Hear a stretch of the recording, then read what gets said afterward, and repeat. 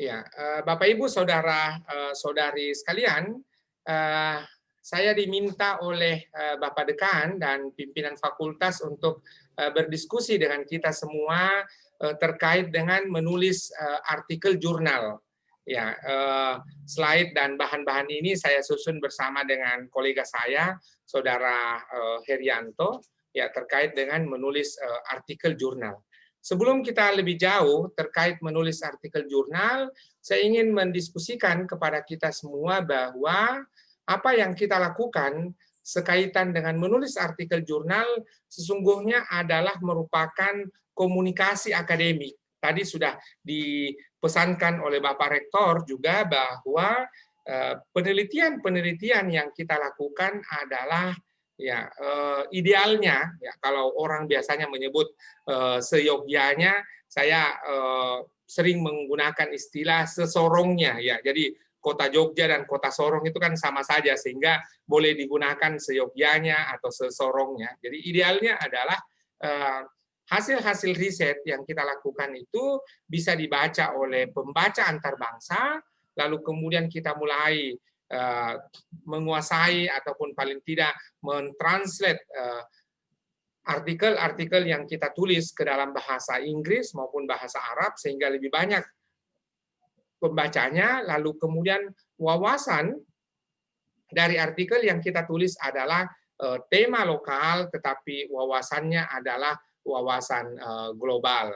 Di sini juga adalah dalam rangka kemudian tidak saja menyiapkan referensi-referensi yang terkait dengan Papua yang bukan saja tentang buah merah tadi, lalu kemudian kayu gaharu, kayu masohi, Raja Ampat, tetapi banyak potensi-potensi yang kita bisa explore dan bahkan ini boleh menjadi satu role model penelitian yang kita lakukan.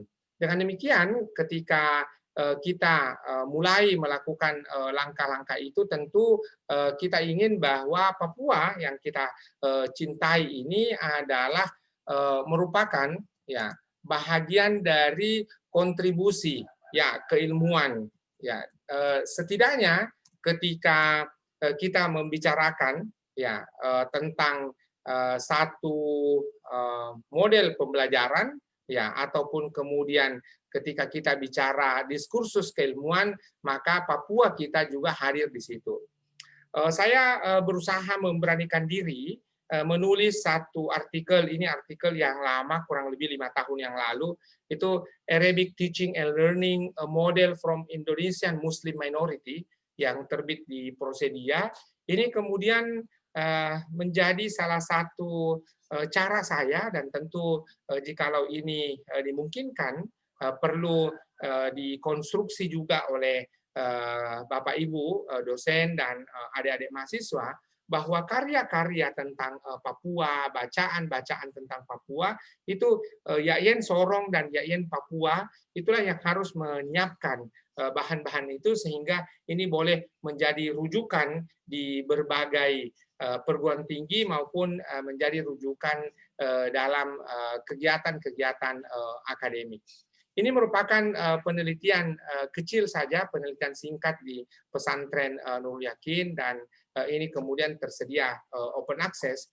Tetapi saya tunjukkan di awal bahwa jikalau kita semua berjamaah, berkolaborasi untuk mewujudkan ini, tentu ini adalah sesuatu yang sangat mungkin sebagaimana pesan Bapak Rektor tadi bahwa Yayen Papua dan Yayen Sorong itu kemudian bergandengan tangan menjadi pusat moderasi beragama ataupun pusat moderasi Islam, di mana tahun-tahun terakhir ini kita bisa lihat bahwa Papua kita, karena Papua merupakan provinsi yang dengan indeks toleransi beragama yang paling baik ya. Jadi saya bahkan mengatakan kalau kita mau melihat harmoni ataupun toleransi beragama umat di Indonesia, maka kita harus menuju ke timur.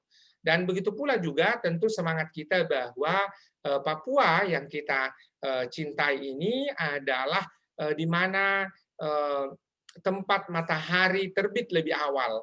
Artinya bahwa kita lebih awal sholat subuh dibanding saudara-saudara kita di Sulawesi, di Jawa, di Sumatera. Dengan demikian kita lebih awal berdoa, lebih awal kemudian melakukan kegiatan. Maka saya ingin mengajak kita semua dalam kamus ya warga Yayen Fathahul Muluk tidak ada lagi perasaan rendah diri. Ya, rendah hati itu wajib hukumnya, tetapi rendah diri jangan sampai kemudian menjadi sikap sehari-hari kita. Bahkan kemudian dalam satu kesempatan di Jayapura saya itu tersinggung. Kenapa? Karena dikatakan bahwa Papua ini tertinggal. Ya, saya justru ingin mengatakan kita ini adalah daerah salah satu yang termaju di Indonesia. Ya, kalau seperti tadi Mas Fahrudin kemukakan bahwa kalau kita lihat karya-karya dosen kita di Sinta, alhamdulillah wa syukrilillah, ya, dosen-dosen Papua di situ ya bisa masuk 50 besar se-Indonesia. Itu saya ingin buktikan bahwa kita di Papua ini bukan daerah tertinggal, bahkan ya ini bukan tujuan, ini hanya sekedar atribut saja, hanya sekedar untuk memacu dan memicu kinerja kita, bahkan kita bisa masuk ke menjadi 20 besar, 26 dari seluruh Indonesia. Artinya apa? Bahwa jikalau kita berpandangan bahwa kita bisa, tentu apapun yang menjadi tantangan, halangan itu akan senantiasa kita atasi. Bapak, Ibu, Saudara, Saudari, saya lanjutkan berkenaan dengan menulis artikel jurnal tadi, bahwa ketika kita menulis artikel, saya ingin awali mengenal sebuah jurnal. Untuk kriteria dasarnya adalah sebuah jurnal terbit 2 kali setahun. Jadi 6 bulan, ya nanti termasuk menjawab pertanyaan berapa lama proses terbit sebuah artikel itu. Lalu kemudian dalam satu nomor ya terdiri dari beberapa artikel. Kalau mengikut kepada syarat DOAJ, Directory Open Access Journal, sekali terbit itu tersedia 5 artikel. Jadi satu nomor itu kemudian 5 artikel. Lalu kemudian 1 nomor, 2 nomor, dan seterusnya. Kumpulan-kumpulan nomor inilah yang kemudian kita sebut dengan volume. Jadi setiap volume 1 tahun itu kemudian terdiri atas beberapa nomor, 1 nomor terdiri atas beberapa artikel. Tanda penerbitan ya sebuah jurnal itu adalah ISSN. Kalau di Indonesia diterbitkan oleh LIPI, ya Lembaga Ilmu Pengetahuan Indonesia. Dan itu hanya 1 pintu. Jadi ketika kemudian adik-adik mau menerbitkan sebuah jurnal, maka kemudian pintu bermohon untuk ISSN-nya itu ada di LIPI. Lalu kemudian ketika ada pertanyaan, di mana kita bisa melihat jurnal, ya pangkalan data sebuah jurnal, maka kita lihat ada 3 diantaranya, tentu banyak lagi yang lain, tetapi untuk memudahkan ada Sinta, ada Moraref, ada DOAJ.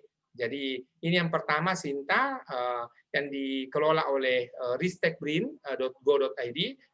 Kita bisa lihat di situ, termasuk sekarang ada istilah Sinta 1, Sinta 2, Sinta 3, dan seterusnya. Semakin rendah angkanya, berarti peringkatnya itu semakin bagus. Jadi boleh jadi adalah jurnal-jurnal di kita, baik di Jayapura maupun di Sorong, belum ada yang Sinta 1, tapi kita tentu harus berusaha ya sekuat tenaga kita supaya jurnal-jurnal kita di masa depan itu juga tersedia di Sinta 1 atau tersedia di pangkalan data juga seperti Scopus.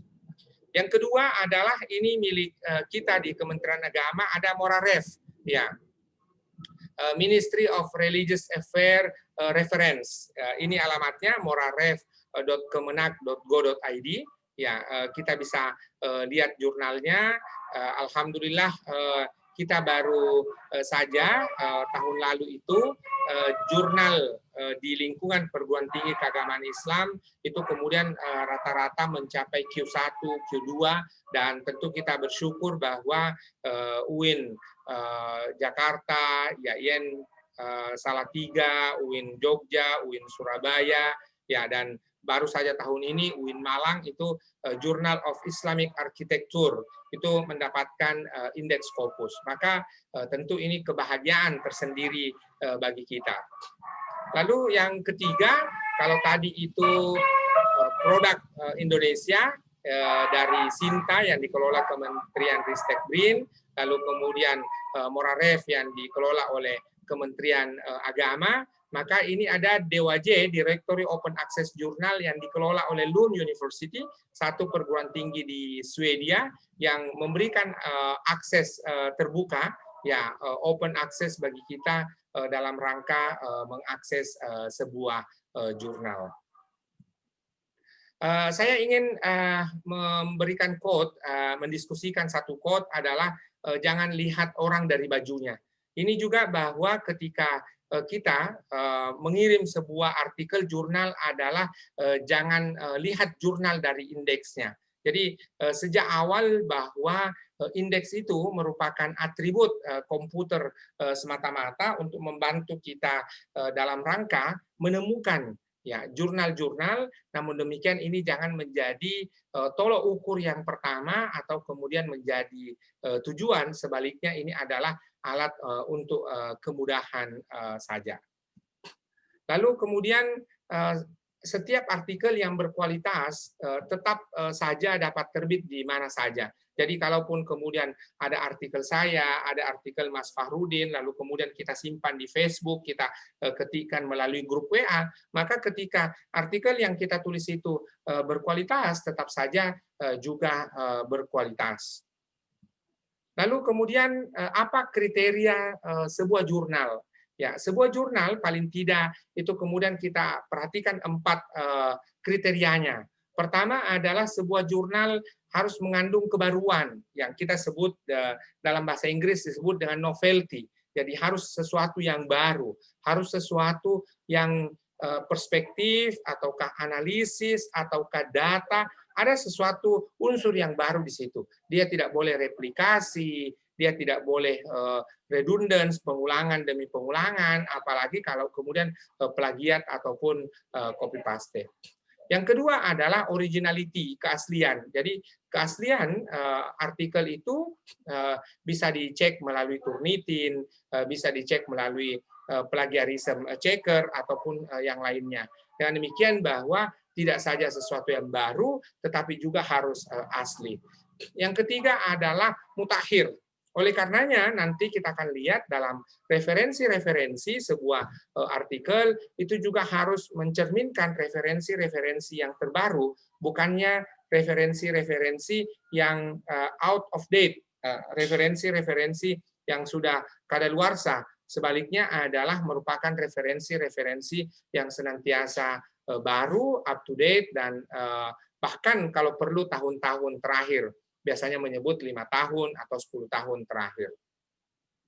Yang terakhir adalah perlu juga kita melihat bahwa sebuah jurnal itu mengacu kepada sumber-sumber primer, ya, bukan sumber-sumber yang sekunder. Dengan demikian maka tentu ini adalah sesuatu yang pertama.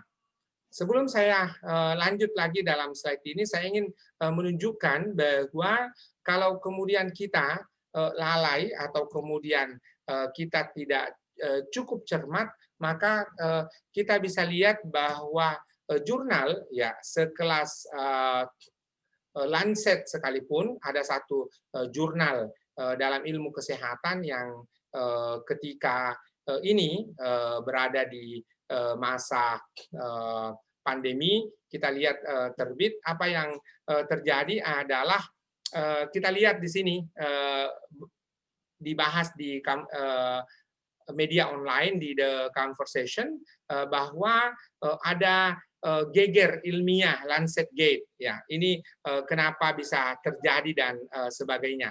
Ya, salah satu isunya adalah ya ketika kemudian obat anti malaria ya hidroksikloroquine dan kloroquine digunakan untuk pengobatan COVID-19, ini kemudian bahwa data-data yang digunakan itu tidak kredibel. Oleh karenanya adalah kita di bawah sinar matahari ini, di muka bumi ini, tidak dapat bersembunyi ya dari banyak hal, ya karena boleh jadi orang lain akan menemukan kelemahan, kekurangan penelitian kita, maka kemudian seorang ilmuwan, dalam hal ini mahasiswa, begitu pula dosen, adalah boleh saja salah, tetapi kemudian tidak boleh bohong. Ya, apa yang terjadi di Lancet Gate ini adalah merupakan kebohongan akademik yang tentu saja akan meruntuhkan atau kemudian menjadi masalah dalam kredibilitas keilmuan kita. Selanjutnya, Bapak Ibu, saudara-saudari sekalian, ya, terkait dengan jurnal ini juga kita perlu lihat pada bagian ada yang bertanya, berapa lama sebuah artikel itu terbit? Kita bisa lihat bahwa ada banyak hal, tetapi saya mengemukakan 4 faktor di dalamnya adalah ketika sebuah artikel terbit, maka ada proses redaksi. Ketika dikirim ke redaksi, melalui proses pembacaan internal redaksi, pembacaan internal para penyunting, editor, lalu kemudian setelah memenuhi kriteria itu kita kirim ke reviewer, ya kita kirim kepada mitra bestari, lalu atau tidak hanya satu tetapi jamak berarti mitra bebestari, lalu kemudian setelah dinyatakan diterima akan dikembalikan kepada penulis, lalu kemudian penulis memperbaiki lagi, dikembalikan lagi kepada redaksi, maka ada proses penyuntingan. Jadi kalau sebuah artikel itu secara berkala, sebuah jurnal itu terbit secara berkala 6 bulan sekali dalam setahun, 6 bulan dalam setahun itu berarti ada 2 kali, maka paling tidak proses yang dilakukan tadi, mulai dari proses redaksi sampai penerbitan, itu paling tidak memerlukan waktu 6 bulan. Ini tentu menjadi waktu yang ideal, ya, tetapi tentu kita tidak bisa memungkiri bahwa ada saja masalah-masalah kecil, sehingga kadang-kadang kita di Indonesia ini terbiasa dengan sistem SKS, ya, sistem kebut semalam, ya. Jadi besok mau ujian, malam ini kemudian kita review semua bahan-bahan belajar kita, materi-materi belajar kita, sehingga kemudian ketika selesai ujian kita lupa semuanya. Ya, ini beberapa pertanyaan-pertanyaan yang perlu kita kenali dan jangan sampai kita ajukan. Sebagai contoh, ini sekarang bulan November, lalu kita bertanya, adakah jurnal yang terbit bulan Desember? Berarti ini hanya waktu yang 1 bulan, ya, dan itu tentu adalah tadi sistem kebut semalam, karena jangan sampai kita tidak melalui proses-proses yang saya kemukakan tadi. Lalu kemudian ada pertanyaan lagi adalah di mana ada jurnal dengan tema X umpamanya. Ya, padahal tugas seorang mahasiswa, tugas seorang dosen adalah kita perlu mengenali jurnal dalam bidang ilmu yang kita tekuni. Tadi saya sudah kemukakan paling tidak ada 3 yang bisa kita gunakan. Ya, pertama adalah Sinta, kemudian yang kedua adalah Morarev, paling tidak yang ketiga adalah DOAJ, untuk mencari artikel-artikel yang ataupun mencari jurnal-jurnal yang menjadi sasaran penerbitan artikel kita.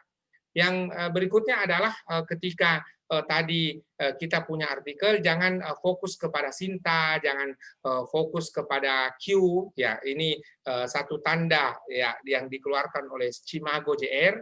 Jikalau sebuah jurnal sudah terindeks di Scopus, maka dalam waktu beberapa bulan atau beberapa tahun setelahnya itu akan tersedia di Scimago, tetapi ini bukan ukuran untuk menilai sebuah kualitas, dan kualitas sebuah artikel tidak ditentukan oleh Sinta ataupun tidak ditentukan oleh Q dari jurnal tersebut. Sebaliknya, tentu setiap jurnal, setiap artikel itu akan tetap saja berkualitas kalau memang itu berkualitas, kalaupun itu harus di-share di media sosial, di grup WA dan seterusnya, tetap saja berkualitas. Ya, sebelum kita mulai untuk submit sebuah artikel, maka kita harus siapkan siapkan ORCID, ya, profil ORCID kita, KTP, ya, ataupun nomor induk, ya, seorang penulis ataupun seorang peneliti. Kenapa kemudian kita harus ini? Karena ada jurnal-jurnal ketika itu kita submit, maka dia akan meminta nomor ORCID itu terdiri atas 12 angka atau 12 karakter yang disiapkan oleh ORCID, dan berita baiknya ini adalah gratis. Ya, untuk sementara moderator itu dari saya, nanti kita mungkin jeda sedikit ya, karena kalau kita di tatap maya ini lebih dari 30 menit kita hanya mendengarkan, boleh jadi adik-adik ataupun Bapak Ibu saudara-saudara sekalian lelah, matanya kemudian sudah lelah menatap gadget, menatap kamera. Kita jeda sedikit dulu ini dengan sesi tanya jawab. Sebelum itu saya lanjutkan kembali. Untuk sementara saya kembalikan ke moderator. Mas Farudin, saya kembalikan. Baik, terima kasih Bapak Ismail Weke. Mungkin kita langsung ke pemateri 2 saja Pak ya, biar nanti sekalian. Boleh. Saya juga masih ada materi, nggak apa-apa Pak Ade melanjutkan. Setelah itu saya boleh kembali supaya ada variasi, para peserta kita tidak jenuh kalau saya saja dalam 1 jam. Ya, silakan. Ya, baik, terima kasih Pak Ismail Weke. Berikutnya narasumber kedua Bapak Dr. Ade Yamin. Assalamualaikum Pak. Assalamualaikum Bapak Dokter.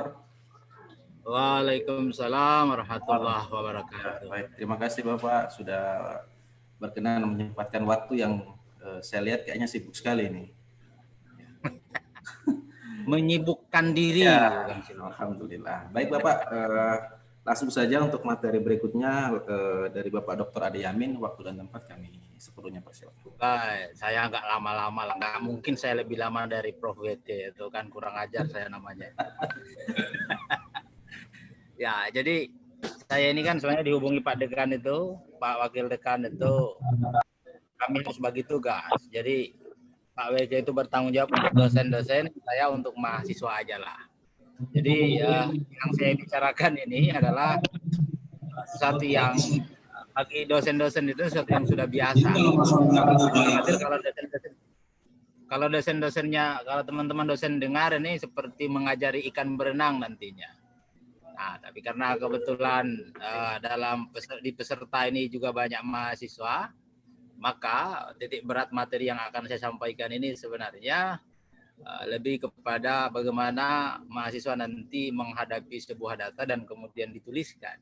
Nah, makanya saya memulai dengan menjelaskan apa sih sebenarnya itu menulis. Dan kalau Pak WK tadi itu kan sudah tingkatan advance. Jadi datanya udah ada, mungkin laporannya udah ada, kemudian ditulis ulang menjadi jurnal. Sementara yang saya sampaikan ini pesan dari Pak Wakil Dekan itu, ini ada mahasiswa coba dikasih tahu sebenarnya gimana sih caranya nulis. Nah, jadi saya mulai dengan apa itu menulis sebenarnya. Jadi menulis itu kan sebenarnya memindahkan yang hidup menjadi benda mati. Jadi ada realitas orang jalan-jalan, kita berhentikan dia dalam bentuk tulisan. Jadi orangnya jalan terus, aktivitasnya berhenti. Nah, makanya kan apa yang ditulis, apa yang dilihat dan didengarkan. Jadi poin pertama apa itu menulis? Menulis adalah memindahkan yang hidup menjadi benda mati. Yang pertama ya. Yang kedua, karena memindahkan benda mati, maka menulis itu memerlukan penjelasan. Nah, kalau penjelasan sudah tingkatan selanjutnya, ya, memerlukan deskripsi. Nah, deskripsi itu harus dilengkapi dengan bukti. Nah, jadi waktu kita menulis, memindahkan benda mati, memindahkan sebuah realitas yang hidup menjadi benda mati. Karena kita memindahkan sesuatu yang hidup menjadi benda mati, kita butuh penjelasan dan harus ada buktinya. Apa buktinya? Kata orang ketiga, konsep menulis itu sebenarnya menampilkan kemampuan berpikir seseorang. Jadi orang yang bisa menulis adalah orang yang mampu berpikir. Jadi kalau ada orang yang bilang, aduh saya nggak bisa menulis, maka berarti dia nggak bisa berpikir. Jadi menulis itu menampilkan atau menunjukkan kemampuan atau kualitas orang untuk berpikir. Nah, tetapi syaratnya harus depan bahwa menulis itu syarat keempat adalah membagi kecerdasan seseorang. Ya kan? Membagi kecerdasan. Jadi dari tulisan itu kita akan tahu bahwa orang itu cerdas atau tidak. Nah, seperti Prof. ini kan, beliau ini tulisannya sudah sangat banyak, sudah pasti cerdas. Hanya orang pintar ngomong nggak bisa nulis, ya berarti kan kecerdasannya perlu dipertanyakan. Dan yang terakhir, menulis itu sesungguhnya membuat hidup tetap hidup. Nah, ini tadi awalnya memindahkan realitas sesuatu yang hidup menjadi benda mati. Tetapi dengan tulisan itu, yang mati itu terkesan dia terus hidup. Kenapa? Yang kita tulis tanggal hari ini, dia akan tetap dibaca orang 100 tahun yang akan datang, kalau itu dalam bentuk jurnal, seperti karya Pak WG kan? Nah, jadi itu poin penting pertama. Jadi menulis itu ada 5 indikator yang bisa kita sebut. Yang pertama, memindahkan yang hidup menjadi benda mati, memerlukan penjelasan dan bukti, menampilkan kemampuan berpikir, membagi kecerdasan seseorang, yang terakhir membuat hidup. Nah, kita menuju kepada tema selanjutnya. Ya itu kan konsepnya gitu. Gimana cara nulisnya?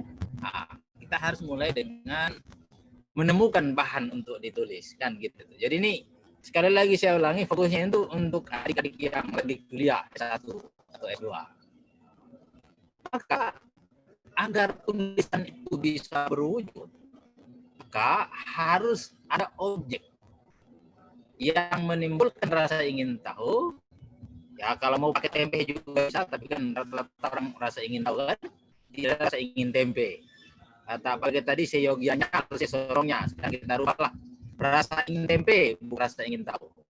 Atau keraguan-keraguan yang harus dilihat secara kritis, yang mampu melahirkan imajinasi dan berakhir pada bahasa yang kita tulis di atas kertas atau layar-layar komputer. Jadi itu konsep bagaimana menemukan bahan untuk ditulis. Yang ketiga, struktur menulis. Sebenarnya di Indonesia ini gampang sekali. Struktur menulis itu ada 3 saja. Kalau kita baca semua, 38 segala macam. Urutan logisnya ya bukan isi dan kesimpulan. Nah kalau nanti saya nggak salah, Prof. tolong menguruskan. Inilah model yang diikuti oleh jurnal klasik. Pembuka, isi, kesimpulan. Nah, yang pembuka, latar belakang, setting, kemudian ada masuk diskusi pembahasan, hasil dan pembahasan, kemudian kesimpulan.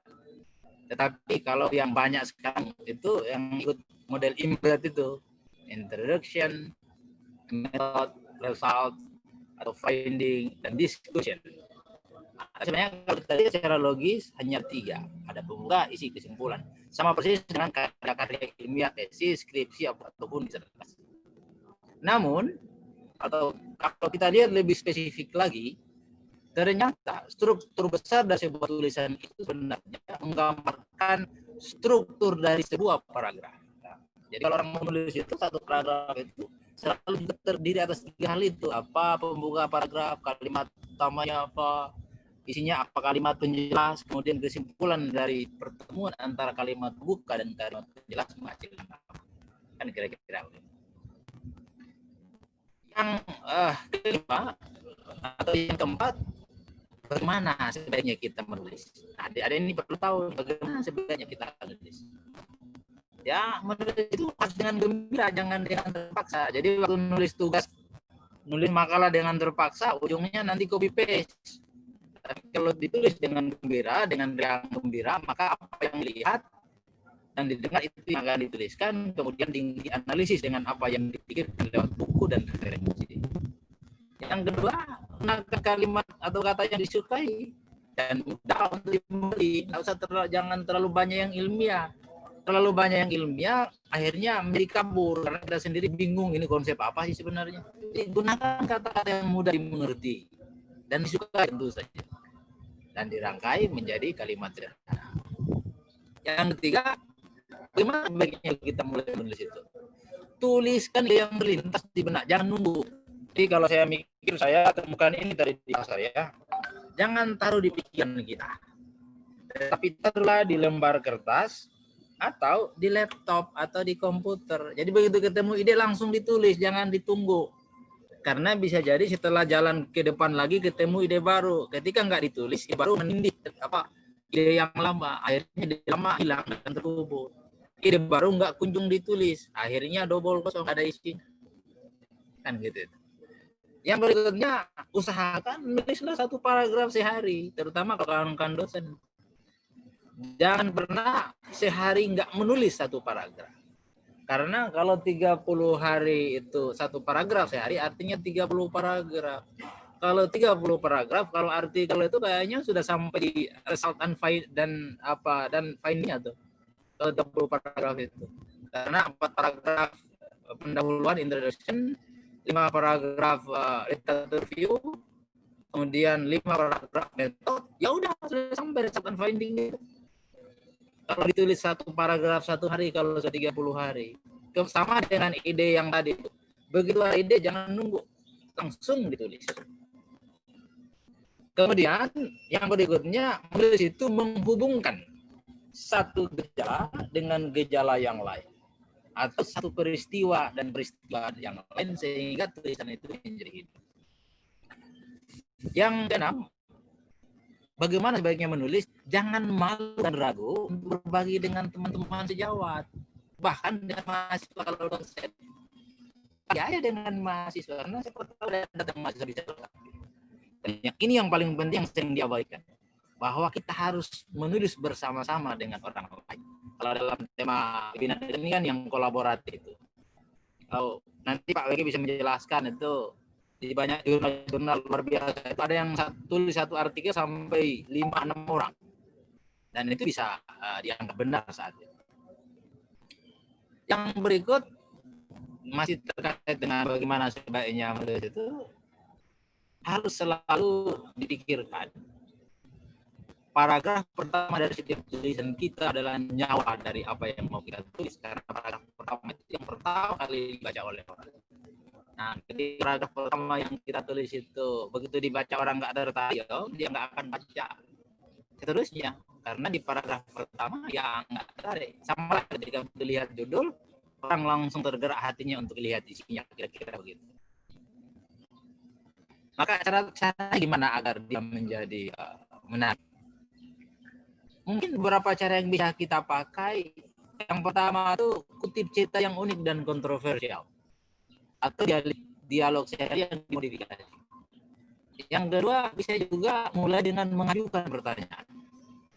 Atau yang ketiga, mereview berbagai macam informasi.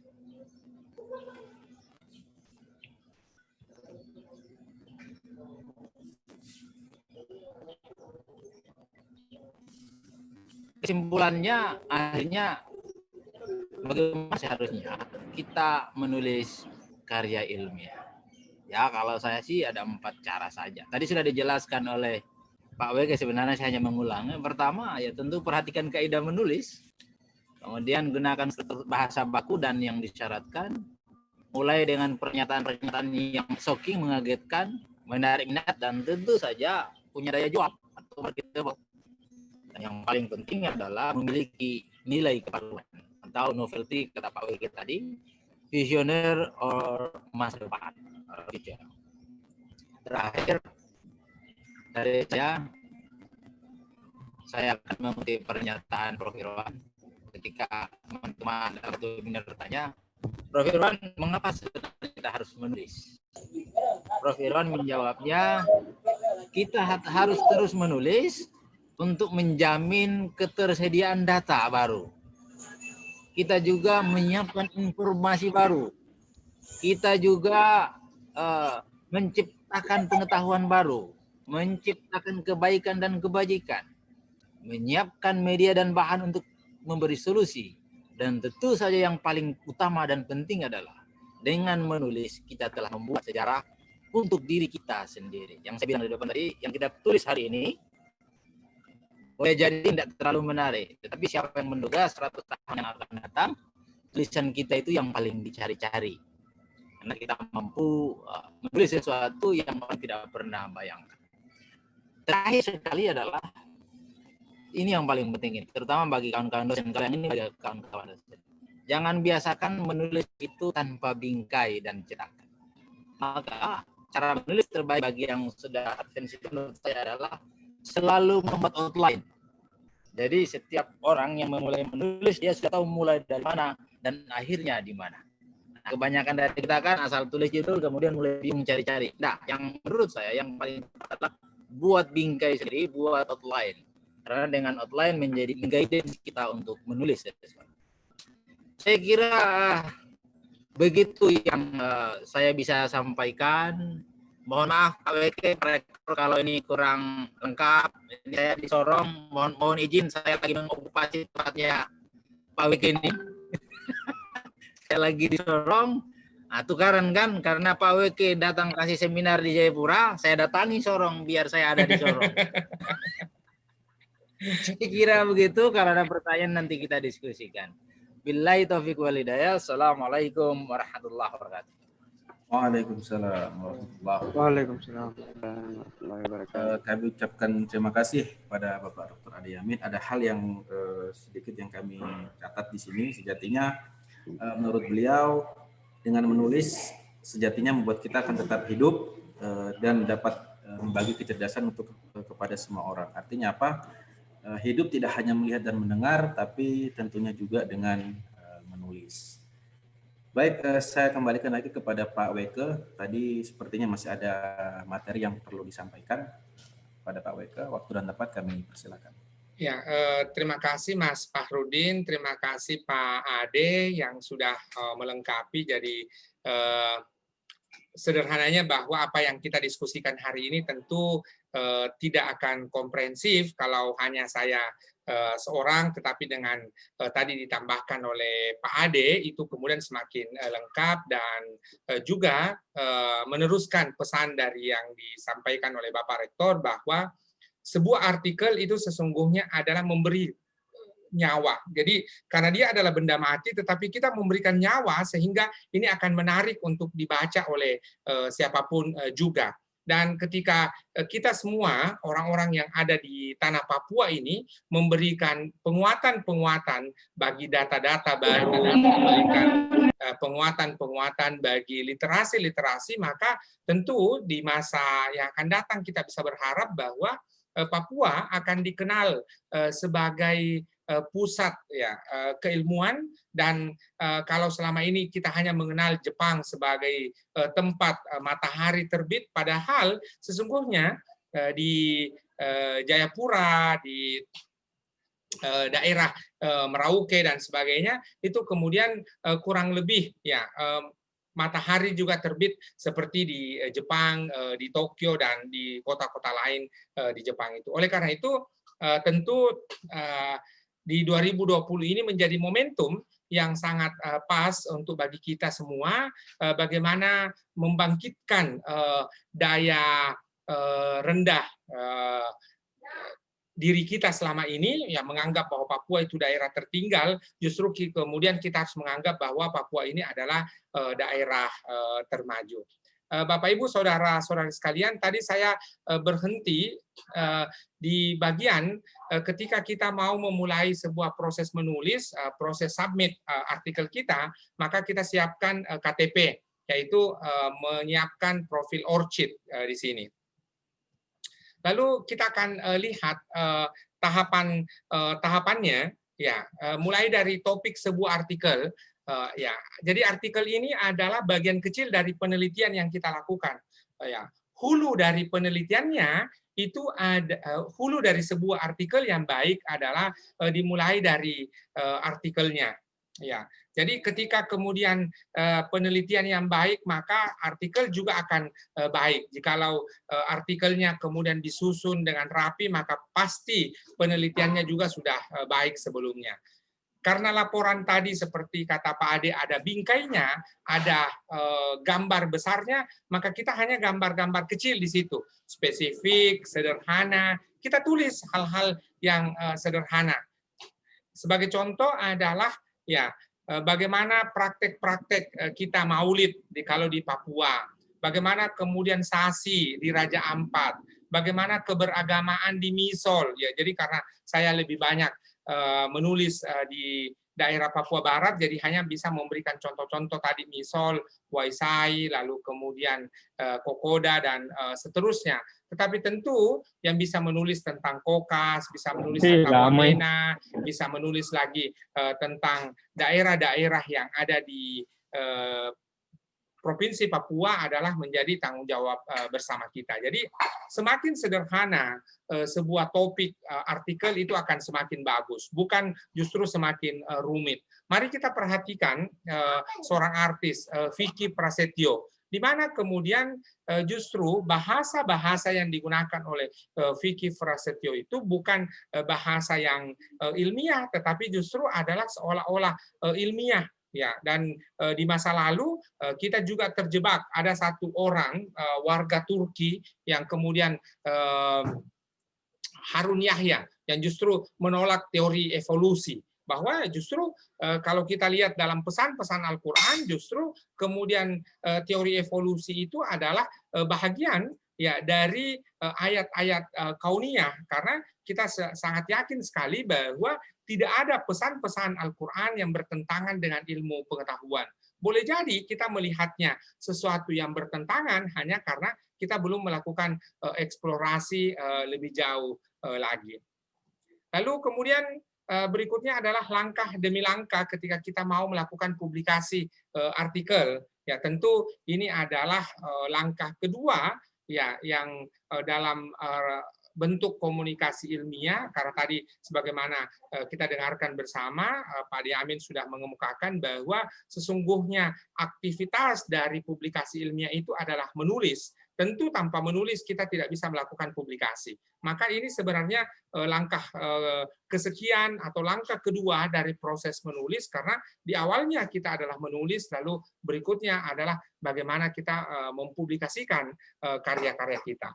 Langkah demi langkahnya adalah ada 5 diantaranya, 5 langkah besarnya, di mana kemudian ada proses menulisnya, lalu kemudian setelah selesai proses menulis, di situ juga ada menyunting, ya, lalu kemudian meningkatkan substansi artikel, lalu kemudian kita kirim artikel kita. Setelah selesai dikirim, diterima, maka kemudian dilakukan penyuntingan.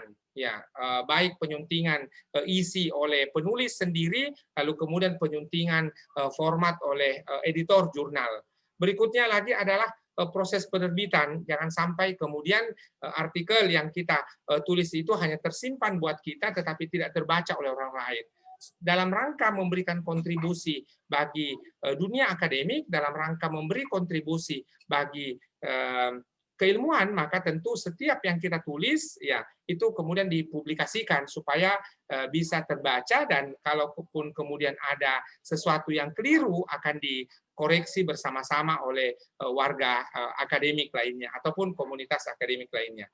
Prinsip ijtihad itu adalah kalau kita benar maka pahalanya 2, kalau kita salah maka pahalanya 1. Saya kiaskan dalam bentuk prinsip menulis. Kalau kemudian kita meneliti lalu kemudian kita keliru, maka paling tidak kita akan mendapatkan satu sitasi. Ketika kita benar, maka ini akan berkontribusi bagi memajukan ya proses pemajuan ilmu pengetahuan. Sementara ketika kita keliru, maka paling tidak ada orang lain yang akan mensitasi kita, akan meluruskan, akan mengoreksi karya yang kita buat. Dan tidak saja dalam proses penulisan, pengiriman artikel, dan juga penyuntingan serta penerbitan, tetapi setelah terbit, pasca terbit ini juga adalah sesuatu yang perlu kita lakukan, karena ketika karya kita sudah terbit, jangan sampai kemudian hanya kita simpan lalu tidak terdistribusi, tidak terjadi diseminasi informasi. Saya lanjut kepada langkah yang pertama. Ketika kita mau mengirim sebuah manuskrip, sebuah artikel untuk diterbitkan, maka langkah pertamanya kita harus mengenali jurnal sasarannya. Tadi untuk mendapatkan jurnal sasaran itu ada di Morarev, ada di Sinta, ada di DOAJ, itu bisa dilihat di situ. Lalu setelah kita mendapatkan jurnal sasaran, maka kita lihat aim and scope-nya. Ya, apa yang menjadi topik diterima oleh sebuah artikel. Boleh jadi artikel kita itu ditolak bukan karena tidak bagus, tetapi boleh jadi adalah karena ya, saya menulis tentang tarbiyah, lalu saya kirim ke jurnal syariah. Pada kesempatan pertama itu akan ditolak. Kenapa? Karena tidak sesuai dengan aim and scope. Yang kedua adalah kita perlu memperhatikan jadwal terbit, ya, di mana kemudian kalau kita mau terbit bulan Juni, maka Januari itu kita sudah kirim, ya, karena kalau terbitnya bulan Juni, kita kirim di bulan Mei, maka boleh jadi artikel kita akan terbit di bulan Desember. Termasuk ada beberapa jurnal yang memiliki aim and scope dengan tema-tema tertentu. Suatu waktu saya melihat jurnal Ulumuna di UIN Mataram, yang di masa itu masih IAIN Mataram, saya melihat ada tema tafsir. Ya, saya punya satu artikel terkait dengan tema tafsir, lalu kemudian saya kirim 2 tahun sebelumnya. Ini karena saya ingin antri lebih dulu, supaya kemudian artikel saya itu bisa masuk antrian dan bisa diterima lebih awal oleh editor, dan ketika mereka melihatnya sesuai dengan tema, mudah-mudahan bisa terbit. Dan alhamdulillah setelah melalui proses tadi yang saya kemukakan ada 5 langkah itu, kemudian bisa terbit. Setelah kita lihat jadwal terbitnya, cek lagi panduan penulisan. Bagaimana proses menulis kita, tadi ada gaya yang digunakan, pendahuluan, isi, penutup, ada juga yang menggunakan istilah introduction, method, result, ada yang menggunakan istilah findings, ada yang menggunakan istilah discussion. Jadi istilah-istilah yang digunakan sebuah jurnal itu biasanya akan sangat beragam, tetapi tidak monolitik, sehingga kita harus familiar melihatnya. Lalu kita mulai baca artikel yang sudah terbit di jurnal tersebut. Ya, dengan demikian kita akan membantu bagi kita supaya bisa mengenali lebih familiar lagi artikel-artikel yang sudah terbit. Langkah kedua adalah setiap jurnal memiliki author guidelines ataupun guide for author, ya, panduan penulisan yang sudah saya kemukakan di slide sebelumnya. Struktur artikelnya, gaya selingkung ataupun in-house style, termasuk reference stylenya, ada yang menggunakan APA, ada yang menggunakan MLA dan sebagainya, termasuk panjang tulisan, panjangnya diukur dengan halaman ataukah diukur dengan jumlah kata. Ini langkah yang kedua. Lalu pada bahagian referensi, tadi saya sudah kemukakan bahwa referensi itu harus mutakhir, kemudian dia paling tidak 10 tahun terakhir, kita cek nanti dari asosiasi keilmuan, apakah kalau di asosiasi keilmuan Fakultas Ekonomi dan Bisnis Islam berapa tahun terakhir, ya, karena boleh jadi setiap bidang ilmu itu punya kriteria sendiri-sendiri terkait ukuran tahun ini. Yang kita gunakan juga adalah sumber primer, ya, bukan sumber sekunder, tetapi adalah sumber utama dan pertama, bukan sumber kedua. Lalu apa yang kita rujuk itu sudah tersedia online, supaya mudah dilakukan pengecekan, mudah dilakukan validasi. Dan pada bahagian referensi ini kita juga harus membedakan mana referensi dan mana yang disebut dengan data.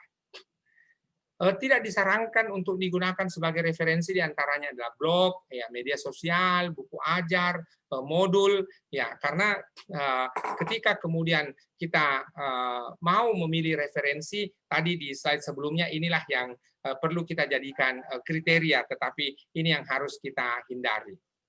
Lalu langkah yang ketiga adalah komposisinya, ya, ada komponen-komponen yang minimal yang harus kita kemukakan di situ, tetapi tidak perlu ada teori-teori, sebaliknya adalah kita konfirmasi dengan riset-riset yang sudah ada, kita konfirmasi dengan temuan-temuan yang ada, karena kalau kemudian kita mau mendiskusikan sebuah teori, itu tempatnya di buku referensi, bukan tempatnya di artikel jurnal.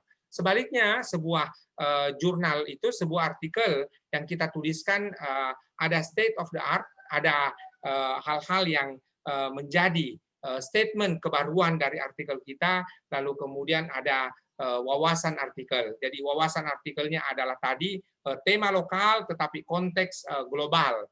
State of the art itu dicek di 2 tempat, di bagian pendahuluan dan di bagian diskusi.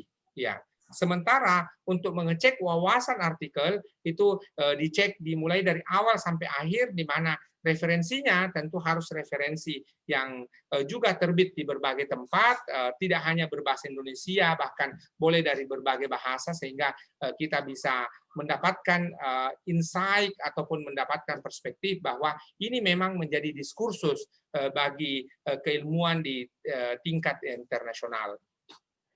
State of the art ini adalah menunjukkan apa saja yang sudah terpublikasi, lalu kemudian hal-hal ataupun topik-topik yang relevan dengan publikasi-publikasi yang ada dan sudah terbit. Termasuk adalah kita akan mengemukakan persamaan maupun penerbitan dari state of the art itu. Dan termasuk juga adalah bagaimana posisi artikel yang sementara kita tulis ini. Jadi tidak hanya mengemukakan apa temuan-temuan orang lain, apa yang menjadi persamaan dari publikasi-publikasi yang sudah ada, apa perbedaan-perbedaan dari publikasi-publikasi yang sudah ada, tetapi pada saat yang sama juga kita menegaskan apa yang menjadi posisi artikel kita. Tadi saya kemukakan bahwa ketika kita mau mengecek sebuah state of the art, maka yang kita perlu lihat paling tidak di dua tempat adalah di pendahuluan dan diskusi. Di sini untuk kita lihat bahwa state of the art ini memberikan penegasan bahwa memang ada sesuatu yang baru, ada sesuatu yang original, ada novelty dalam rangka penulisan artikel kita. Berikutnya adalah langkah yang keempat, di mana ketika kita mengirim sebuah artikel, ada aturannya dan ada prosesnya. Ya, ada jurnal yang mengenakan artikel processing charge, ya, biaya proses penerbitan. Ini berbeda antara satu jurnal dengan jurnal yang lain, bahkan juga banyak jurnal-jurnal yang gratis. Ya, ketika kita mengirim sebuah artikel, tidak boleh terjadi pengiriman jamak atau double submission. Satu artikel itu kemudian dikirim ke satu jurnal, ya, lalu ada proses masa reviewnya, ya. Masing-masing jurnal memiliki kecepatan kerja yang berbeda-beda, lalu setelah itu kita akan mendapatkan keputusan apakah artikel kita diterima atau justru kemudian artikel itu ditolak. Langkah berikutnya adalah kalau ini diterima, maka ada catatan-catatan yang menjadi perhatian redaksi dan juga reviewer. Ya, jadi reviewer akan memberikan pertanyaan-pertanyaan dan kita tentu akan menambahkan di situ menjawabnya. Dan setelah selesai kita ikuti template-nya. Setiap jurnal ada template-nya masing-masing. Lalu kemudian kita simpan di preprint. Ya, kita simpan di pracetak, ya, nanti tempat-tempat untuk pracetaknya dalam slide-slide berikutnya, termasuk kemudian kita lakukan pembayaran biaya terbit, ya, karena ada jurnal tidak hanya mengenakan APC, artikel processing charge, tetapi juga adalah biaya penerbitan. Pangkalan data untuk menyimpan preprint ini diantaranya, ya, silahkan pilih salah satunya. Sejauh ini OSF dan Zenodo memberikan gratis DOI, Digital Object Identifier, sementara untuk RIN Archive ini dikelola dan diprakarsai oleh LIPI, Lembaga Ilmu Pengetahuan Indonesia, masih dalam proses pengembangan, karena ini adalah milik kita bersama, milik bangsa Indonesia, maka tentu akan sangat bagus kalau ini kita juga gunakan sebagai tempat untuk pracetak atau preprint. Ini alamatnya untuk OSF, ya, osf.io, ya, menyiapkan DOI, Digital Object Identifier. Lalu kemudian yang kedua ada Zenodo, ya, kalau tadi ini menyimpan pracetak dalam bentuk PDF, maka kemudian Zenodo ini kemudian memberikan banyak pilihan lagi, boleh dalam bentuk PowerPoint, boleh dalam bentuk poster, dan seterusnya. Ini kita bisa gunakan. Lalu ini RIN Archive, ya, the preprint server of Indonesia, dikelola oleh LIPI dan bahkan berada di domain lipi.go.id. Ya, silakan nanti dieksplor, dilihat kembali seperti apa kondisinya, sehingga kemudian kita juga gunakan secara bersama-sama. Setelah terbit, tadi langkah 1, 2, 3, dan 4 itu adalah merupakan proses di mana ketika sebelum terbit, ini sekarang setelah terbit. Setelah terbit kita bagikan di media sosial, tetapi informasi-informasi yang kita kemukakan bukan fokus pada Sinta atau bukan pada indeksnya, tetapi apa yang kita sampaikan adalah justru isinya, konten dari artikel kita. Kalau artikel kita tulis dalam bahasa Inggris, maka kemudian kita sampaikan lagi dalam bahasa Indonesia supaya tingkat keterbacaannya lebih luas. Termasuk adalah jikalau kita simpan dalam repositori kampus kita sebagai postprint, tetapi ini harus dicek syarat dan ketentuannya, apakah penerbit membolehkan untuk menyimpannya di repositori atau tidak. Kalau dibolehkan, akan sangat bagus sekali untuk disimpan. Jika berkaitan dengan publik dan kita mendapatkan dana hibah dari publik melalui APBN atau APBD atau melalui RKKL kampus YIN kita masing-masing, maka tentu akan sangat bagus kalau ada rilis media, kita sampaikan ke media supaya diberitakan terkait dengan ini. Ya, itu Mas Fahrudin untuk sementara bagaimana proses penerbitan sebuah artikel, bagaimana kemudian tahapan-tahapan yang dapat digunakan, lalu pada bahagiannya juga adalah mengemukakan proses-proses yang bisa kita gunakan. Untuk sementara demikian dari saya, Mas Fahrudin, moderator. Mohon maaf atas segala kekurangan. Saya kembalikan ke moderator. Ya, baik, terima kasih kami sampaikan kepada Bapak Ismail Suwardi WK PhD atas sharing materi dan sharing ilmunya. Ada beberapa catatan di sini yang sudah saya garis bawahi. Yang pertama adalah sejatinya dalam melakukan penulisan baik itu artikel, ya kita akan melalui proses yang tidak sebentar, bahkan akan melalui proses yang begitu lama, karena di situ kita akan berupaya untuk menemukan sebuah kebaruan, lalu juga ada keaslian, dan tentunya juga melalui proses review yang nantinya akan menghasilkan sebuah artikel atau tulisan yang memang layak untuk dibaca. Baik, untuk kedua narasumber pada siang hari ini sudah ada beberapa pertanyaan yang muncul di kolom chat, langsung saya bacakan saja. Yang pertama dari Siraj Roy, UIN Makassar. Pertanyaan mungkin ini lebih ditujukan kepada Pak Ismail. Bedanya Orchid ID dengan DOI, Pak Prof. Silakan Pak. Ya, terima kasih Mas Fahrudin, terima kasih Pak Sirajuddin.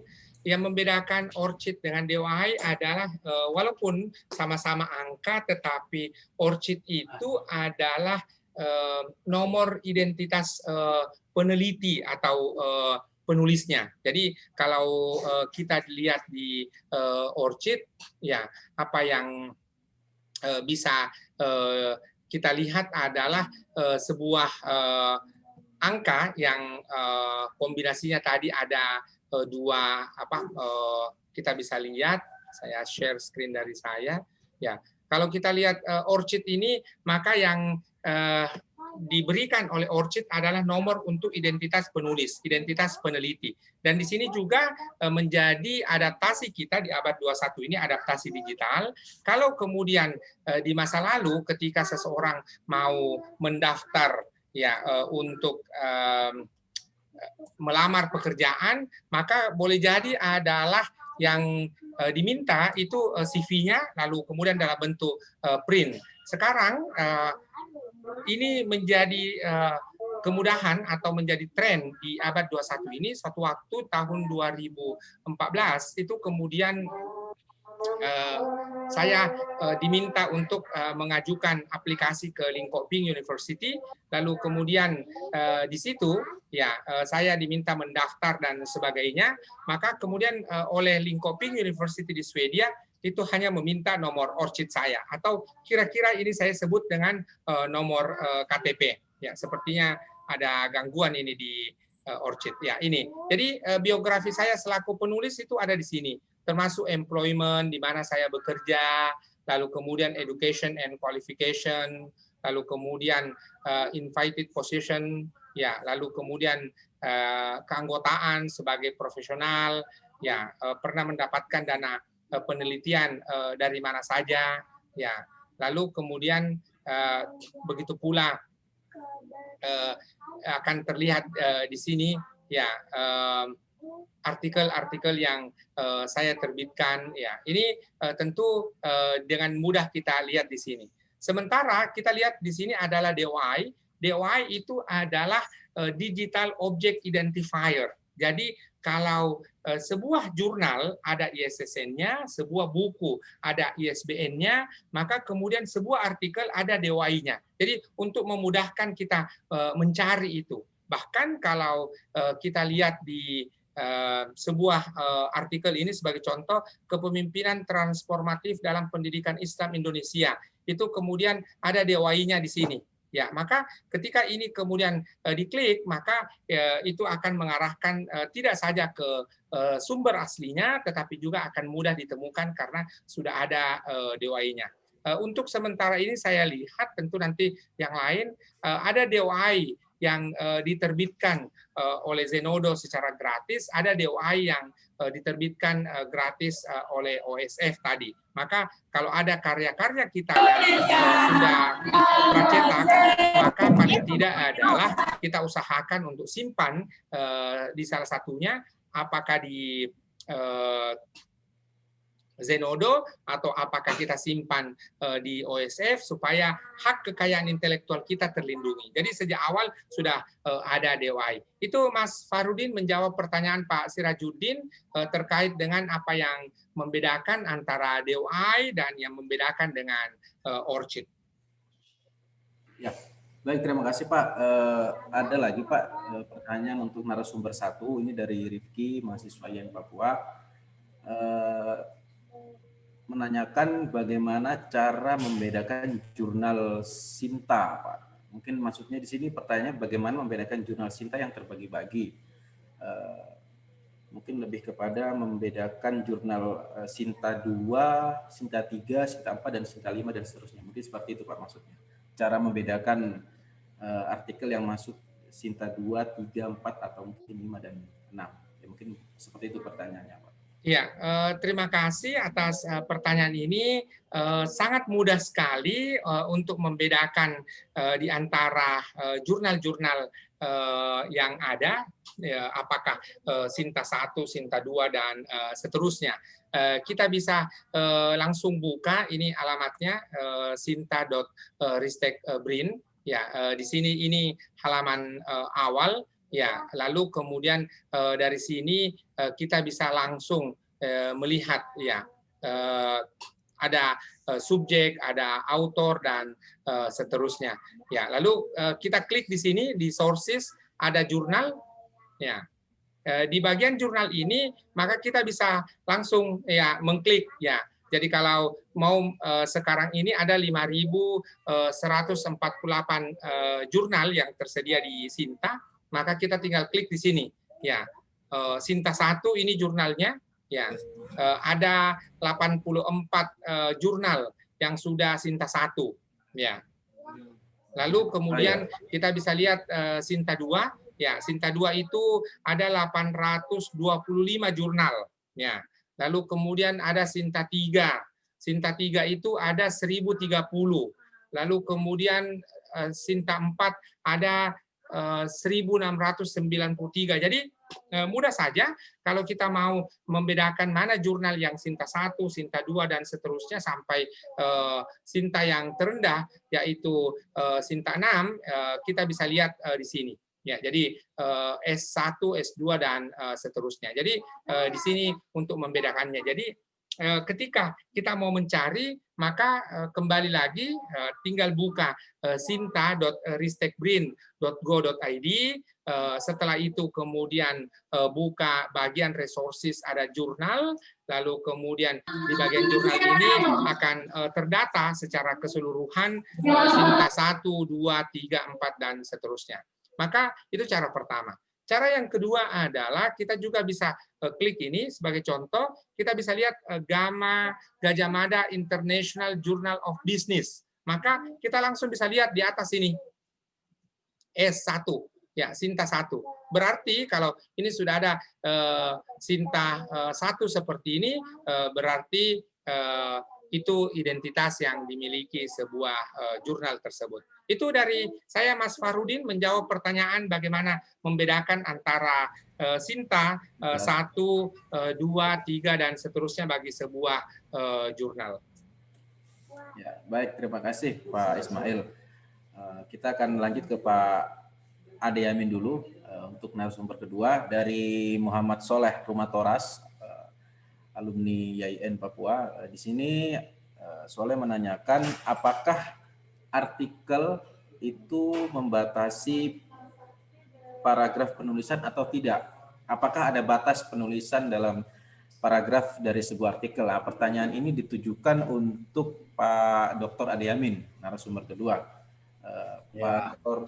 silakan. Baik, Pak Rudin. Jadi sebenarnya nih jawaban ini lebih layak disampaikan oleh Pak Prof Weke karena beliau ini editor in chief. Jadi, tapi sesungguhnya yang namanya artikel itu biasanya di jurnal, nantilah diluruskan sama Prof Weke kalau saya keliru ya. Jadi hanya ada dua tipe. Dia berdasarkan karakter atau berdasarkan jumlah kata. Makanya kita selalu dibilang, oh jurnal A itu dia hanya menerima sampai ada 5.000 karakter misalnya. Jadi huruf, koma, titik, garis datar, garis miring semua dihitung. Atau berdasarkan jumlah kata. Ada yang 7.000, ada yang 9.000. Jadi untuk menulis artikel di jurnal itu dua itu panduannya, karakter apa kata. Dan kemudian berdasarkan gaya selingkung masing-masing jurnal. Nah, mungkin saya perlu menambahkan sedikit, nanti diluruskan lagi oleh Prof Weke. Jadi sesungguhnya menulis di jurnal atau menulis artikel jurnal itu kan tadi banyak sekali konsep yang kita jelaskan, tapi menurut saya hanya satu. Kita itu menulis kepada editor. Nah, kalau editornya nggak setuju ya sudah, selesai nasib kita. ini untuk teman-teman dosen ya, kalau ada mahasiswa itu kan sebenarnya kalau saya itu nggak usah yang teknis soal sintaka apa itu nanti. Yang terpenting mau tulis dulu, karena masalahnya menulis aja nggak mau, gimana mau tanya artikel Sinta, Ki 1, Ki 2, Scopus dan sebagainya itu. Tapi yang terpenting mau nggak menulis. Nah, itu yang paling penting. Jadi saya ulangi bahwa menulis di artikel di jurnal itu tipenya hanya dua. Dia karakter, apa kata. Nah, itu kan menghitung jumlah katanya. Karena dia adalah abstraksi dari sebuah, tadi Prof. Ege bilang ini kan artikel itu adalah bagian kecil dari hasil penelitian kita. Nah, saya mau tambahkan bukan hanya dia bagian kecil, tapi dia adalah abstraksi dari sebuah tema khusus yang kita ambil dari sebuah hasil penelitian. Karena dia sebuah abstraksi, maka wajib hukumnya ditulis ulang. Nah, kebanyakan kawan-kawan itu kan hasil penelitiannya, ya copy sini, pindahin ke sini, copy sana, pindahin ke sini. Jadilah sebuah artikel. Makanya kemarin kan baru-baru di kita itu ada temuan tuh, karena main model begitu kan. Padahal menulis jurnal itu adalah menulis ulang. Jangan copy paste. Nah, copy paste itu yang berbahaya. Banyak yang kawan-kawan tidak itu. Jadi jawaban saya untuk pertanyaan adik atau Pak Rumatoras tadi itu begitu. Jurnal bukan soal paragraf, tapi karakter atau kata. Saya kira begitu, nanti ditambahkan Prof. Eke. Terima kasih. Baik, terima kasih Pak Dr. Yamin. Nah, agar imbang mungkin kita bisa dengar pendapat dari Pak Prof. Ismail Eke terkait dengan pertanyaan dari alumni kami, Soleh Rumatoras, yang tadi menanyakan apakah ada batasan Pak terkait dengan penulisan dalam artikel seperti itu. Iya, terima kasih Mas Fahrudin. Jadi ketika kita mau menulis artikel yang tadi bahan bakunya adalah laporan penelitian, sudah disampaikan oleh Pak Ade juga bahwa ini ditulis ulang, ya bukan diambil-ambil ya seperti membuat prasmanan begitu. Jadi datanya sudah ada lalu diambil-ambil sedikit lalu dijadikan sepiring nasi, tidak. Tetapi sebaliknya adalah ditulis ulang sepenuhnya berdasarkan ya gaya artikel. Yang kedua adalah sejak awal kita mulai dari panduan penulisan. Jadi kalau di masa lalu itu ukurannya berapa halaman umpamanya. Kalau sekarang ukurannya adalah berapa kata. Ya.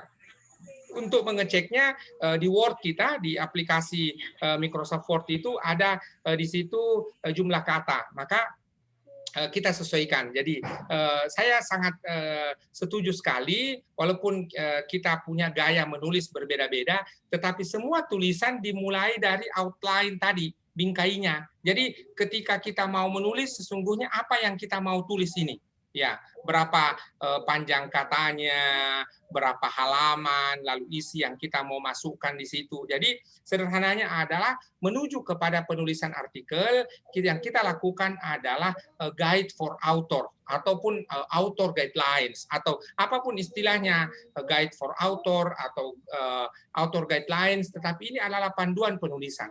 Maka tadi saya kemukakan di langkah yang pertama adalah ketika kita mau menulis ke sebuah jurnal, maka usahakan kita mengecek dulu ya jurnalnya. Pada langkah berikutnya kita kemudian cek author guidelines-nya, in-house style, dan sebagainya. Namun sederhananya adalah kalau bagi adik-adik sekalian ini yang sementara menempuh pendidikan S1, maka yang harus dibiasakan adalah bagaimana menulis itu betul-betul lahir dari proses parafrase. Jadi kalau ada informasi yang kita dapatkan dari orang lain, maka apa yang harus kita lakukan adalah kita kumpulkan data-data, informasi-informasi itu, lalu kemudian kita lahirkan dalam bentuk ya kata-kata ataupun gaya menulis kita masing-masing. Yang kedua adalah ketika ada karya orang lain yang kita rujuk, maka kita harus memberikan rujukan yang pantas. Dalam hal ini, kita cantumkan di dalam body text-nya, dalam artikelnya sendiri, batang tubuh artikelnya, lalu di daftar pustaka. Tetapi harus menjadi catatan juga ketika kita menulis, jangan hanya kumpulan dari pendapat-pendapat orang, sementara kita sendiri tidak memberikan pandangan kita di situ. Itu jawaban saya, Mas Fahrudin, terkait dengan pertanyaan ini. Saya kembalikan. Baik, terima kasih Pak Ismail. Satu lagi Pak, terakhir mungkin untuk di sesi chat Zoom. Ini ada satu pertanyaan yang ditujukan untuk kedua narasumber dari mahasiswa kami. Intinya adalah bagaimana cara kita sebagai pemula, dalam hal ini mahasiswa, membuat sebuah karya tulis ilmiah yang dapat memiliki sebuah nyawa, Pak, begitu, sehingga menjadi sebuah daya tarik sebagai bahan bacaan bagi para penikmat literasi. Mungkin dari Pak Ismail dulu pertama, setelah itu nanti akan dilanjutkan oleh Pak Dr. Yamin. Mas Fahrudin, ketika sebuah artikel ditulis dengan gaya kita sendiri, tentu setiap orang punya gaya menulis berbeda-beda. Bagaimana menyusun kalimat juga pasti berbeda-beda. Mas Fahrudin punya gaya tersendiri, Pak Ade Amin punya gaya tersendiri, saya punya gaya tersendiri. Tetapi gaya apapun yang dipakai dalam menulis, maka paling tidak bahwa setiap artikel itu harus mengandung informasi yang lengkap. Ya, jadi paling tidak ada subjek, predikat, objek, dan seterusnya. Lalu kemudian yang kedua adalah data, kalau itu harus supaya bernyawa, supaya punya spirit di situ adalah betul-betul kita ambil dari data lapangan. Ya, jadi ketika kemudian kita duduk, satu waktu saya pergi ke Kokas, ya, dalam perjalanan pulang dari Bintuni, itu kemudian dia ke Kaimana dulu, ya, sebelum ke Sorong. Apa yang saya dapatkan adalah sunset. Ya, kalau kita mengenal Kaimana itu dengan kota senjanya, maka kemudian saya tidak membaca dari orang lain, tetapi saya mengalami sendiri, lalu kemudian saya tuliskan di situ. Dan ketika kemudian saya tuliskan, saya tulis di blog dengan nama Kompasiana, itu kemudian oleh kawan-kawan saya banyak diapresiasi dan diperbincangkan. Ini menunjukkan bahwa observasi sebagai satu metode penelitian itu kemudian sangat penting kita lakukan, karena betul-betul kita merasakan spiritnya. Berbeda kalau kemudian saya hanya mendengarkan dari orang lain, ataupun kemudian saya hanya membaca atau menonton film, itu boleh jadi panca indera saya ataupun emosi saya tidak sepenuhnya terlibat dalam urusan ini. Tetapi ketika kemudian saya dalam perjalanan Bintuni, kemudian ke Kokas ke Sorong, di mana kemudian saya mengumpulkan data ini dan mengalami sendiri, maka saya bisa bercerita. Jadi ketika kita menulis, sesungguhnya itu adalah bercerita dalam bentuk yang lain, bercerita dalam bentuk huruf-huruf ataupun paragraf-paragraf. Ya, hari ini kita punya banyak pilihan, apakah mau menulis ataukah justru mau membuat video dalam bentuk YouTube ataukah kemudian mau membuat podcast dalam bentuk suara saja. Tetapi ketika kemudian kita tuliskan, ini tentu adalah media yang berbeda, di mana dalam tuntutan-tuntutan akademik justru yang kita gunakan saat ini adalah karya dalam bentuk tertulis. Mungkin saja di masa depan kita akan memberikan apresiasi yang sama bagi video dan begitu pula apresiasi yang sama bagi suara, terutama ketika anak-anak milenial yang hari ini mengikuti school from home karena mereka harus terbiasa menggunakan video dan sebagainya, sehingga kemampuan mereka sejak awal sudah berlatih terkait dengan video. Yang terakhir, ketika kita ingin memberikan nyawa bagi sebuah artikel kita, maka itu harus lahir dari pemikiran kita sendiri. Pesan Pram ya, bahwa novel-novel yang dituliskan oleh Pram itu adalah anak-anak ideologisnya. Kenapa kemudian novel-novel Pram itu diminati? Tidak saja diminati oleh orang Indonesia, tidak saja diminati oleh kalangan tertentu, tetapi secara luas diapresiasi oleh berbagai negara, bangsa, dan bahkan lintas umur, lintas etnis, dan sebagainya. Karena ada di situ nyawa, di mana kemudian Pram menulisnya berdasarkan riset, berdasarkan observasi, berdasarkan bacaan, dan ini kemudian tentu akan memberikan nyawa bagi sebuah artikel. Itu jawaban saya, Mas Fakhrudin. Ya, terima kasih, Pak. Berikutnya kita lanjut kepada Pak Dr. Adi Yamin. Masih pertanyaan yang sama, Pak. Untuk teman-teman mahasiswa sebagai pemula dalam menulis, bagaimana cara menemukan sebuah ide atau gagasan yang kemudian dituang ke dalam KTI sehingga memiliki nyawa dan dapat menjadi sebuah bahan bacaan bagi kami penikmat literasi. Ya, jadi pertama begini, sebelum kita pikir AdSense begitu, pertama yang penting mau menulis dulu. Yang poin penting utama adalah mau menulis dulu. Kan? Nah, untuk bisa menulis, tadi saya sudah uraikan pelan-pelan dari awal sampai kenapa harus menulis, kan? Tetapi agar mudahan begini. Pertanyaan yang kita ajukan agar itu menarik adalah kok bisa? Jadi pertanyaan penulisan kita mau menulis apapun itu hanya dengan satu pertanyaan. Hanya satu pertanyaan. Apa itu? Kok bisa? Kok bisa? Contoh gitu. Kok bisa ya? COVID-19 itu ternyata tidak hanya mematikan ekonomi kreatif, tapi juga menghidupkan ekonomi kreatif. Nah, coba yang menarik kira-kira. COVID di satu sisi mematikan ekonomi kreatif, tapi di sisi yang lain juga menghidupkan ekonomi kreatif. Pasti orang bertanya, masa sih? Jadi pasti akan baca itu kalau kita ngangkat tema begitu. Masa ini seperti satu poin gini kan, di sini mati, di sini bisa hidup. Nanti kita kasih data. Tadi Pak Wege baru menjelaskan sangat luar biasa soal perjalanan itu dari Bintuni sampai itu. Jadi COVID dia melarang orang jualan, ada pembatasan di Jepang, pembatasan ini itu kan, perang ekonomi mati. Tapi di saat yang bersamaan penjual masker muncul, kan itu lagi tuh. Ini contoh sederhana dengan satu pertanyaan, kok bisa? Masalahnya adalah kegundahan kita itu hanya berhenti dipikirkan. Maka banyak orang itu berhenti dengan berpikir saja, dia menghayal. Wah, ini gimana ya? Itu ini begini, tapi dia tahu kepalanya. Makanya tadi dalam penjelasan saya, begitu ketemu ide atau gagasan yang menarik, tuliskan satu paragraf tertarik.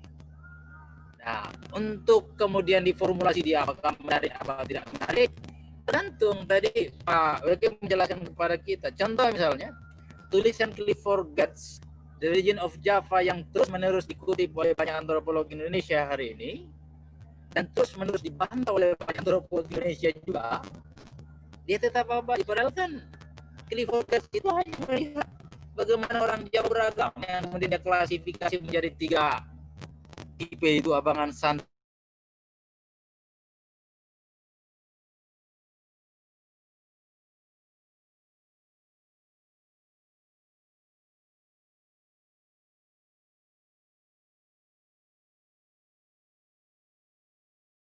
dia tuliskan, semua orang, wah benar ya, nggak benar ya. Atau ketika dia menulis tulisan aku ayam di Bali, ayam adu di Bali, itu kan apa menariknya tulis orang adu ayam?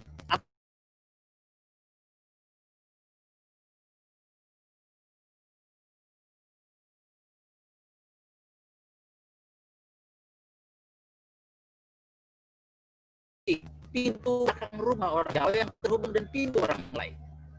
Bawa makanan, bawa ini, bawa itu. Jadi yang paling pertama adalah sebelum berpikir yang bagus apa tidak bagus, menarik atau apa tidak menarik, kemudian diksinya luar biasa apa enggak luar biasa, pertama mau menulis dulu.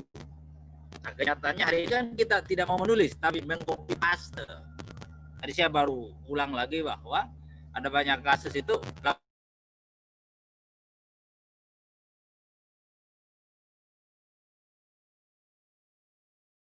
tesis mahasiswa dirubah-rubah sedikit jadilah jurnal. Kan begitu tuh. Yang benar adalah tulis ulang, mulailah dengan menulis. Saya kira begitu.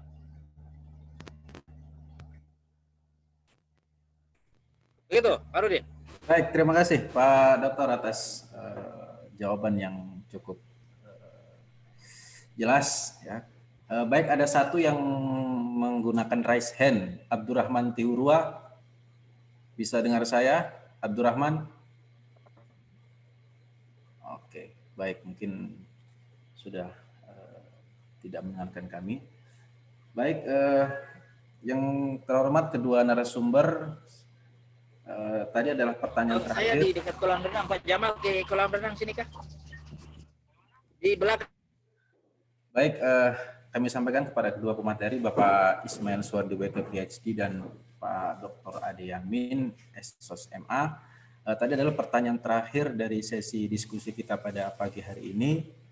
Kami mewakili segenap panitia webinar series 2 mengucapkan banyak terima kasih atas waktu dan kesempatan yang sudah kedua narasumber berikan kepada kami. Kami paham Bapak-bapak ini tentunya memiliki kesibukan yang jauh lebih penting dari hanya sekedar menghadiri sebuah acara yang sifatnya secara virtual seperti ini. Tapi semoga apa yang beliau sampaikan kepada kami memberikan manfaat, memberikan keberkahan untuk kita semua ke depannya.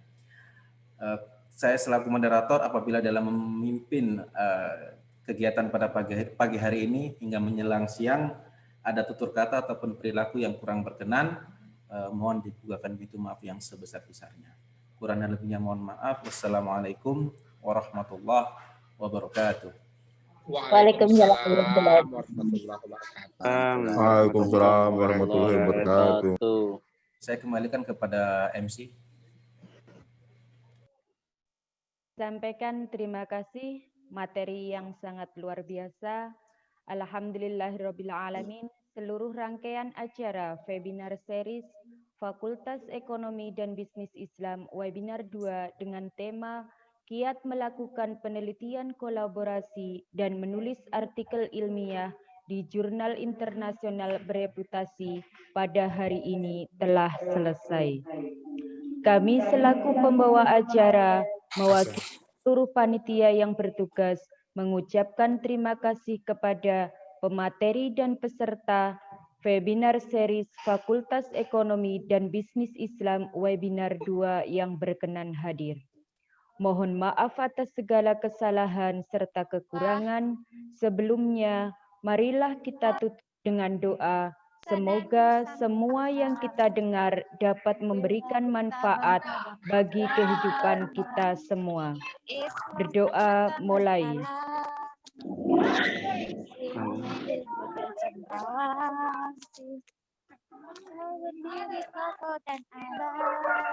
Selesai. Sampai jumpa lagi di lain kesempatan. Tetap jaga kesehatan. Wallahu muwaffiq ila aqwamit thoriq. Wassalamualaikum warahmatullahi wabarakatuh. Waalaikumsalam warahmatullahi wabarakatuh. wabarakatuh. Terima kasih.